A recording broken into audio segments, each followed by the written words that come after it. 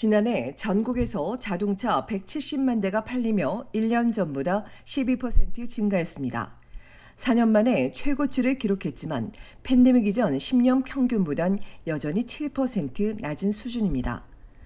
지난해는 특히 하이브리드와 플러그인 하이브리드에 대한 선호도가 증가했고 전기차 판매도 점진적으로 늘었습니다. 지난해 특히 가장 많이 팔린 브랜드 상위 5위 중 현대는 2년 연속 혼다를 제치고 4위를 기록했습니다. 현대는 11만 5,668대가 팔려 전년보다 3% 증가했습니다. 아이오닉 5와 팔리사드, 산타페, 투싼, 베뉴 증가 덕분입니다.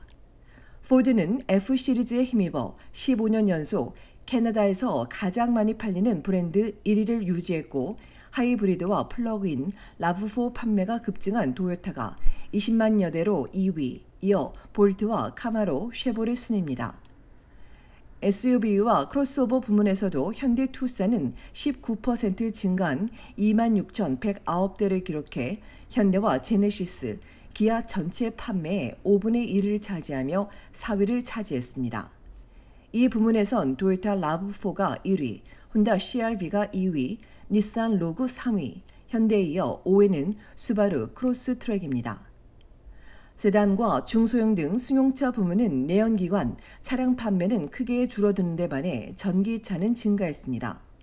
1위 도요타 코롤라와 2위 혼다 시빅에 이어 3위 현대 엘란트라도 2459대로 17% 감소하며 15년 만에 최저치를 기록했습니다. 구체적인 수치는 없지만 테슬라 모델 3가 4위로 추정되는 가운데 쉐보레 볼트가 14,075대가 팔리며 1년 새 무려 121% 급증했습니다. 이 부문에선 볼트에 이어 기아 포르테와 마츠다 3, 도요타 캠리, 닛산 센트라, 폭스바겐 제타 순입니다. 가장 많이 팔린 픽업 트럭은 포드 F 시리즈이고 쉐보레 실버라도, GMC 시에라와 램 PNU, 도요타 타코마, 도요타 툰드라 순입니다. 이런 가운데 캐나다 자동차 판매 증가는 새해 들어서도 이어지고 있습니다. 지난달 자동차 11만 2,862대가 거래돼 전년 대비 15%가 늘어 15개월 연속 증가하고 있습니다. 높은 이자율과 경제적 우려에도 코로나로 억눌린 수요가 풀리면서 2019년보다 더 많이 팔렸습니다. 때문에 재고 부족이 이어지지만 수요가 판매량을 결정하는 정상적인 시장 환경을 찾아가고 있다고 전문가는 설명했습니다.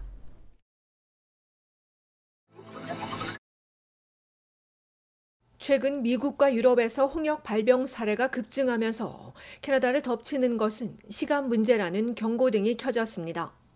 인류가 정복했다고 여긴 홍역이 다시 전 세계적으로 확산하는데 심상치 않다는 겁니다. 세계보건기구 WHO에 따르면 유럽 지역에선 지난해만 42,200여 명이 홍역에 걸려 1년 전보다 40배 이상 폭증했습니다. 이런 확산을 두고 전문가들은 해외여행이 급증하는데 예방접종률은 크게 낮기 때문이라고 지적합니다. 국내 홍역 감염자 수는 아직은 적지만 홍역 예방접종률이 95% 수준에 미치지 못하는 만큼 절대 가볍게 받아들여서는 안 된다고 전문가들은 경고합니다. 홍역이 기침이나 재채기를 통해 공기로 전파되기 때문에 지금까지 알려진 바이러스 중 감염력이 가장 높기 때문입니다. 홍역 환자가 다녀간 곳은 2시간 동안 안전하지 않아 미접종자가 홍역에 걸릴 수 있습니다. 2021년 자료에 따르면 국내 7세 이하 어린이의 79%만이 홍역 예방 백신을 맞아 어린이 10명 중 2명은 전염 우려가 매우 높습니다. 캐나다의 홍역 감염 경로는 대부분이 해외 유입입니다. 온타리오주 윈저에 사는 주민이 지난달 유럽을 다녀온 뒤 감염되자 보건당국은 피어슨 국제공항과 지역병원, 401 고속도로 휴게소 등을 노출 지역으로 경고했습니다. 세스카툰의 한 주민도 해외여행 뒤 감염돼 가게 여러 곳과 대학 캠퍼스, 병원 응급실을 다녀가며 바이러스 노출 우려를 높인 바 있습니다. 이렇게 노출되면 7일에서 21일 사이에 발열과 콧물, 눈 충혈 등 증상이 나타나고 이후 3일에서 7일 뒤에는 얼굴에 붉은 발진을 보이게 됩니다. 이 전문가들은 앞으로 해외여행을 준비 중인 가족들은 홍역이나 기타 백신을 꼭 접종하고 생후 12개월 미만인 자녀와 홍역 유행이 심각한 지역을 갈 때는 조기 예방 접종을 논의할 것을 당부했습니다. 홍역 백신 접종은 2차례 맞아야 하며 캐나다에서는 한 차례 접종에 그친 1970년에서 1996년 사이 출생자도 홍역에 취약하며 이외 면역력이 약한 사람도 위험할 수 있습니다.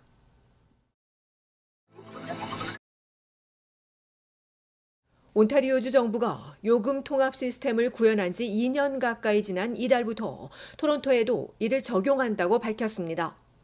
이에 따라 고열차나 YRT 등 버스에서 TTC를 갈아탈 때 지금은 TTC 요금을 따로 내야 하지만 26일부터는 안 내도 되는 겁니다. 요금 통합은 TTC에서 YRT로 갈아탈 때는 $3 88센트를, 반대로 YRT에서 TTC로 갈아탈 때는 $3 30센트를 더 내지 않아도 됩니다. 처음 결제부터 2시간 동안 무료 환승이 가능한 겁니다. 고열차나 버스를 갈아탈 때는 TTC 편도 요금인 $3 30센트를 절약할 수 있습니다. 고열차나 버스를 먼저 탑승했다면 3시간 동안 유효합니다. 신용카드나 데비카드, 프레스토카드나 모바일 프레스토카드 이용자에 한해 적용됩니다. 온주 정부는 주 5일 출퇴근하는 승객은 1년에 $1,600를 절약할 수 있다며 2년 동안 지원한 뒤 결과에 따라 해당 프로그램을 연장할지 여부에 대해 결정할 것이라고 전했습니다.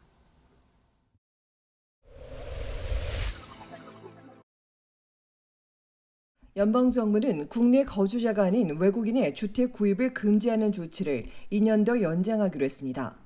앞서 외국인의 주택 투기를 막기 위해 오는 2025년 1월 1일까지 외국인의 주택 구입을 금지한 정부는 이 기한을 2년 더 연장해 일반 외국인과 해외 법인, 외국계 소유의 캐나다 법인 등은 오는 2027년 1월 1일까지 캐나다에서 주택을 구입할 수 없다고 발표했습니다.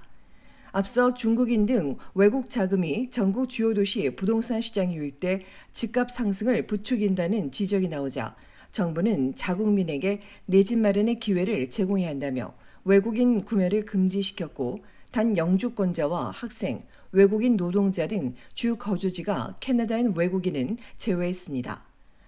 그러나 일부에선 집값이 비싼 온타리오주 토론토와 브리티시 콜럼비아주 밴쿠버는 외국인 주택 구매자가 전체의 5%에 불과하다며 큰 효과를 보지 못할 것이라고 예상한 바 있습니다.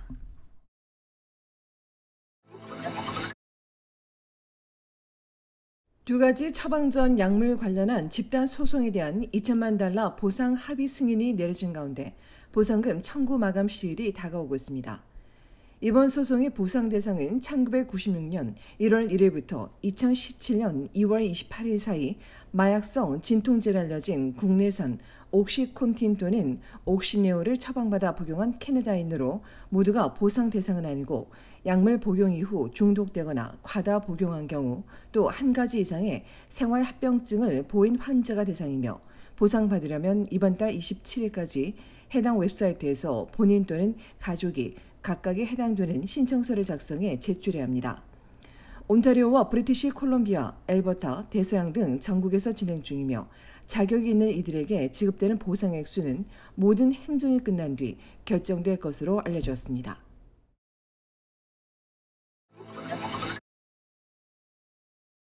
오는 2026년 캐나다에서 처음으로 월드컵이 개최되는 가운데 전체 104경기 중 13경기가 캐나다에서 열립니다.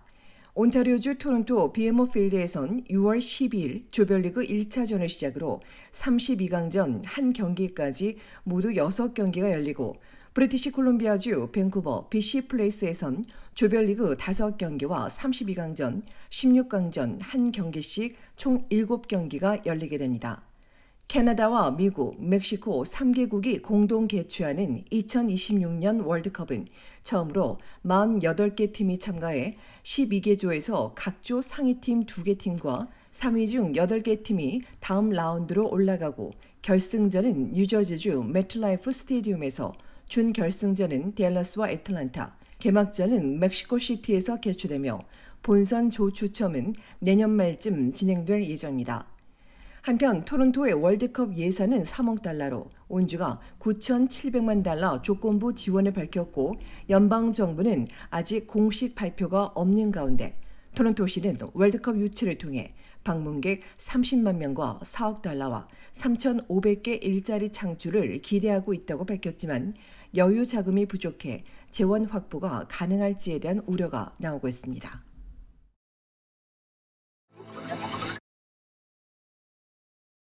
온타리오주의 갤러리아 슈퍼마켓이 제17회 협력업체와 함께하는 사랑 나누기 행사를 진행했습니다. 이를 통해 모아진 18,720달러는 지난주 목요일 생명의 전화와 한카 시니어협회, 작은빛 성교회, 한인여성회, 한인 권익신장협의회, 한카 치매협회, KCCM 한글학교, 성인 장인 공동체, 무궁화 홈즈, 맹인 후원회 등 한인단체와 반 푸드뱅크, 자폐 어린이 자선단체 등 비한인 단체를 포함해 모두 18곳에 전달됐습니다. 사랑 나누기는 2007년부터 갤러리아가 여러 업체와 협력해 모은 기금을 노인과 장애우, 소외계층 등 복지단체에 전달하는 연례 행사로 김문재 사장은 이웃과 나누는 것이 우리의 역할이고 기쁨이라며 앞으로도 지역 공동체 기부 활동에 앞장서기 위해 노력하겠다고 밝혔습니다.